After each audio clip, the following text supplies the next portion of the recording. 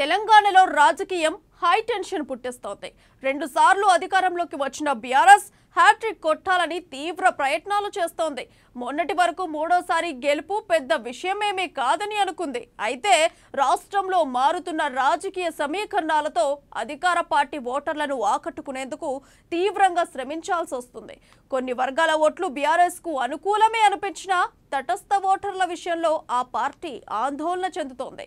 తటస్థ ఓటర్లు ఏ పార్టీ ఇచ్చిన తాయిలాలకు ఆకర్షితులు కారు. దీంతో వారికి తమ వైపునకు తిప్పుకునేందుకు ఆయా పార్టీలు ముప్పు తిప్పలు పడాల్సి వస్తోంది.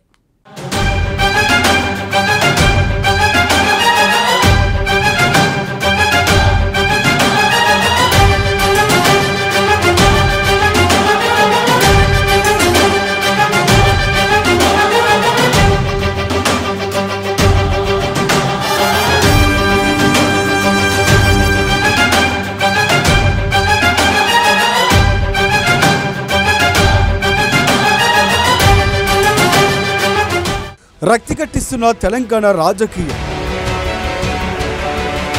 కారుని కలవరపెడుతున్న కాంగ్రెస్, రోజు రోజుకు మారిపోతున్న ఓటరు నాడి, కేసీఆర్కి silent voter tension.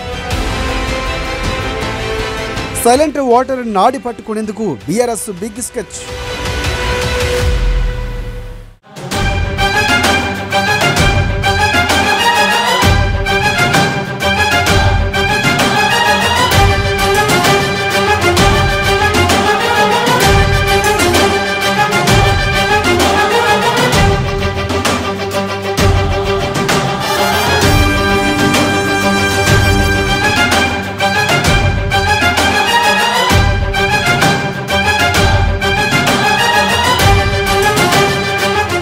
Telangana assembly ఎన్నికలు రసవత్తరంగా మారున్నాయి.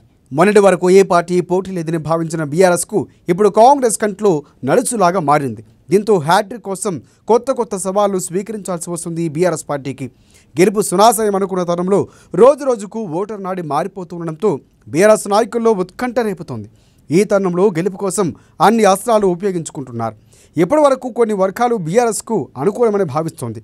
మరికొందరిని ఎలాగోలా తమ వైపునకు తిప్పుకునేందుకు ప్రయత్నాలు చేస్తుంది. అయితే తాజాగా సైలెంట్ ఓటర్పై కేసీఆర్ ప్రత్యేక ఫోకస్ పెట్టినట్లు తెలుస్తోంది.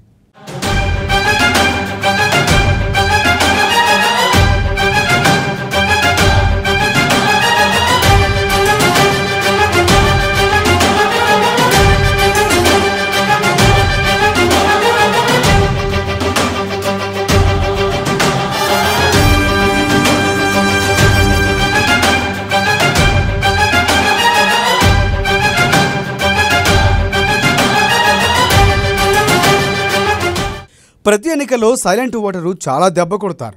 సైలెంట్ ఓటర్లో మిడిల్ క్లాస్ పీపుల్స్ ఎక్కువగా ఉంటారు. వారిలో 25 నుంచి 35 ఏళ్ల వారు పార్టీని కాకుండా అభ్యర్థిని చూస్తారు. అంతేకాకుండా ఏ ప్రభుత్వం ఏం చేసింది అనేది కూడా పరిశీలిస్తారు.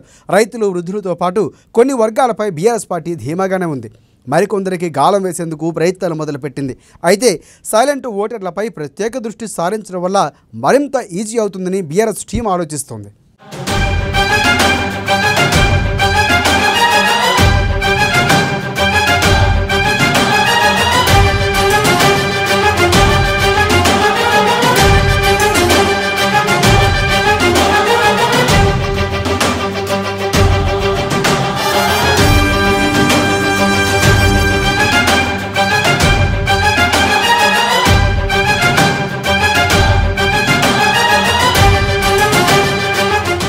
ఇక ఇందులో భాగంగానే ఇలాంటి ఓటర్ను ప్రత్యేకంగా వర్గీకరిస్తున్నారు.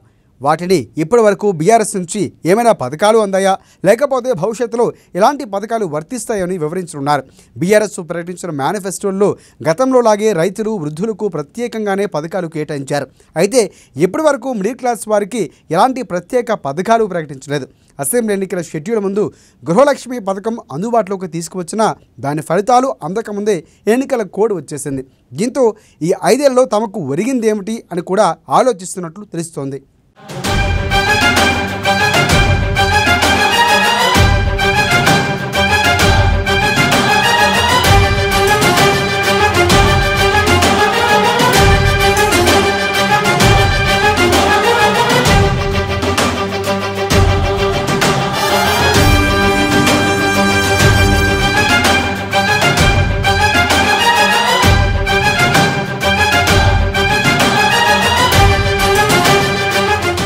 అయితే వారిని అక్కులో చేర్చుకోవడానికి ఎలక్షన్ కంటే ముందుగానే 2 రోజుల ముందు బిగ్ ప్లాన్ చేరున్నట్లు తెలుస్తోంది. వారికి ఏ విధంగా తమ వైపునకు తిప్పుకోవాలో పెద్ద స్కెచ్చే వేస్తున్నారు. ఇప్పటి వరకు ఏ పార్టీ అయినా రైతులు, వృద్ధులు అంటూ ప్రచారం చేస్తున్నారు. కానీ సైలెంట్ ఓటర్పై ఎవ్వరూ కూడా దృష్టి పెట్టడం లేదు. ఇక ఆ విషయాన్ని ఇతర పార్టీలు గ్రహించకముందే బీఆర్ఎస్ వారికి అండగా నిలిచేందుకు తీవ్ర ప్రయత్నాలు చేస్తుంది. అయితే వీరు బీఆర్ఎస్ చేసే ఆఫర్లకు లొంగుతారా లేదా అనేది ఇప్పుడు హాట్ టాపిక్గా మారింది.